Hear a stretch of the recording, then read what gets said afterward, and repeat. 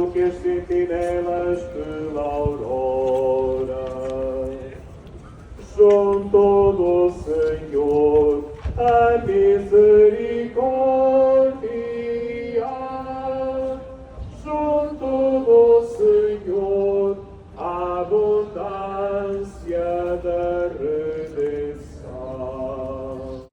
A translantação do Senhor dos Passos é feito nesta altura, que vamos em procissão até a Igreja de São Pedro.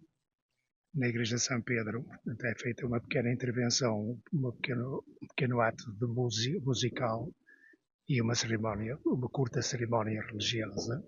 Depois os andores ficam na Igreja de São Pedro e dá-se seguimento a uma via sacra.